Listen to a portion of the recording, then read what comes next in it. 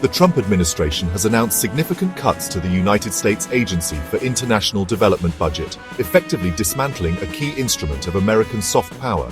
Over 90% of USAID's foreign aid contracts, totaling a staggering $54 billion, are slated for elimination. This unprecedented move represents a dramatic shift in U.S. foreign policy under the banner of the America First agenda. The State Department, which oversees USAID, conducted a comprehensive review of foreign aid programs, resulting in the identification of 15,000 contracts for elimination.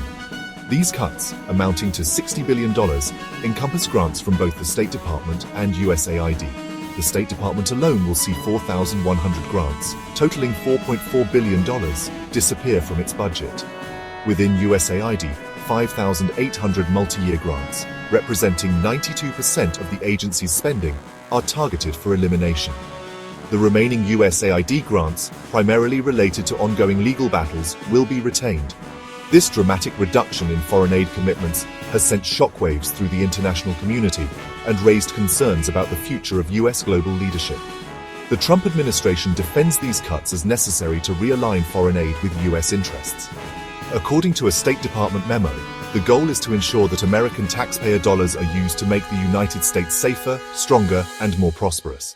The memo argues that decades of institutional drift have led to a misallocation of resources and a disconnect between foreign aid and core national security objectives. The Trump administration's America First policy has been a cornerstone of its foreign policy agenda. This approach prioritizes American interests and seeks to reduce U.S. involvement in multilateral commitments. The decision to slash foreign aid, a cornerstone of U.S. diplomacy for decades, is seen as a direct consequence of this policy shift. Proponents of the cuts argue that foreign aid has often been used ineffectively, with funds failing to reach their intended recipients or being wasted on corrupt governments. They contend that a more targeted approach, focused on promoting U.S. economic and security interests, will yield better results. However, critics argue that the cuts will have devastating consequences for vulnerable populations around the world. They point out that USAID programs provide essential services, such as healthcare, education, and disaster relief, to millions of people in developing countries. The elimination of these programs, they warn, could lead to increased poverty, instability, and conflict. The Trump administration's efforts to overhaul foreign aid have faced legal challenges. A federal judge recently ordered the administration to release blocked payments to several foreign aid groups. This ruling, seen as a setback for the administration's efforts to control the flow of funds, prompted a swift response. The administration, facing a court-imposed deadline, accelerated its review of USAID contracts and moved quickly to implement the planned cuts. The Supreme Court temporarily blocked the lower court's order, giving the administration more time to implement its plans. This legal battle highlights the tension between the executive branch's authority over foreign policy and the role of the courts in overseeing government actions. The funding freeze and subsequent cuts have created chaos and uncertainty for aid organizations operating around the world.